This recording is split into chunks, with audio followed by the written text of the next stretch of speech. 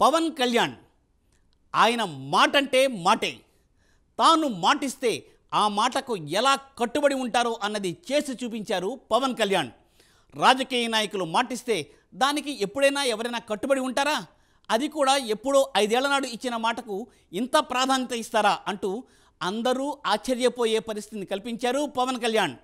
పవన్ కళ్యాణ్ కమిట్మెంట్కు సర్వత్రా ప్రశంసలు వెల్లువెత్తుతున్నాయి. ఇంతకు పవన్ ఏం చేశారు?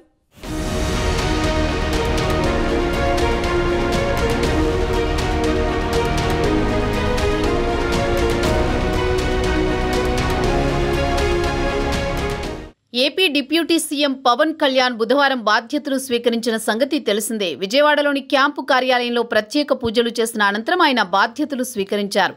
ఉప ముఖ్యమంత్రి హోదాలో పవన్ కళ్యాణ్ పంచాయతీరాజ్, గ్రామీణాభివృద్ధి, పర్యావరణ, అటవీ, శాస్త్ర సాంకేతిక శాఖల మంత్రిగా బాధ్యతలు స్వీకరించారు. ఉపాధి హామీ పనులను ఉద్యానవన శాఖ చేపట్టే పనుల అనుసంధానం, నిధుల మంజూరు ఫైల్పై తొలి సంతకం చేశారు.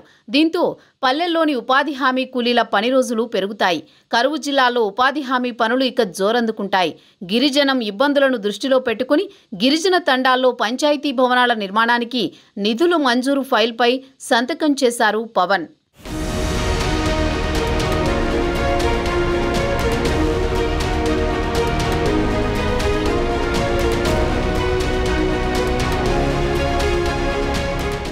ఉప ముఖ్యమంత్రిగా పవన్ కళ్యాణ్ ఏ ఫైల్పై సంతకం పెడతారోనని ప్రజలు, అభిమానులు ఉత్కంఠగా ఎదురుచూశారు. ఇక్కడ కూడా తన విలక్షణను, ప్రత్యేకత, ఆడబిడ్డలపై తన అభిమానాన్ని చాటుకున్నారు పవన్. తాను మాటిస్తే తప్పనని, ఏళ్లు గడిచినా అది తన గుండెల్లోనే ఉంటుందని పవన్ ప్రూవ్ చేసుకున్నారు. పవన్ ఏం మాటిచ్చారు, ఎవరికిచ్చారు, ఏ ఫైల్పై సంతకం పెట్టారోననే కదా మీ డౌట్. అది తెలియాలంటే ఫ్లాష్ బ్యాక్లోకి వెళ్లాల్సిందే. జాతీయ ఉపాధి హామీ పథకాన్ని వ్యవసాయానికి అనుసంధానం చేస్తాం. ఈ అంశాన్ని మేనిఫెస్టోలో పెట్టబోతున్నాం. మహిళా దినోత్సవం రోజున రైతులకు జనసేన ఇస్తున్న మాట ఇది. ఆడపడుచుల విన్నపాలు అందిన తర్వాత వచ్చిన ఆలోచనే ఇది అని 2019లో మహిళా దినోత్సవ వేడుకల్లో జనసేనాని మాట ఇచ్చారు. ఇప్పుడు ఆ మాటను పవన్ కళ్యాణ్ నిలబెట్టుకున్నారు.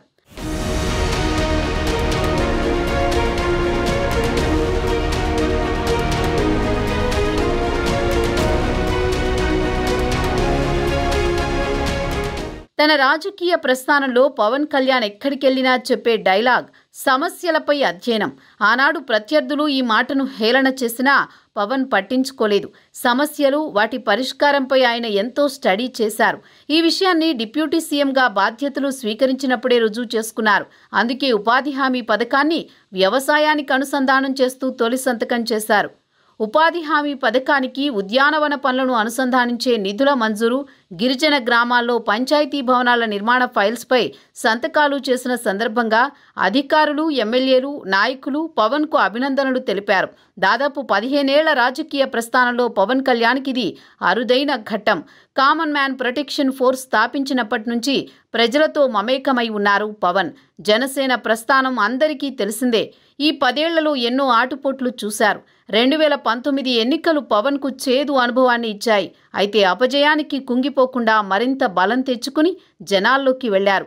ఈ ఎన్నికల్లో ప్రజలు జనసేనకు 100% విజయం ఇవ్వడం ఓ కొత్త చరిత్ర. ఇప్పుడు పవన్ కళ్యాణ్ ఆంధ్రప్రదేశ్ ఉప ముఖ్యమంత్రిగా బాధ్యతలు చేపట్టారు. ఇది జనసేన ప్రస్థానంలో ఓ గొప్ప సందర్భం. పవన్ కళ్యాణ్ కొత్త ఇన్నింగ్స్ మొదలైంది.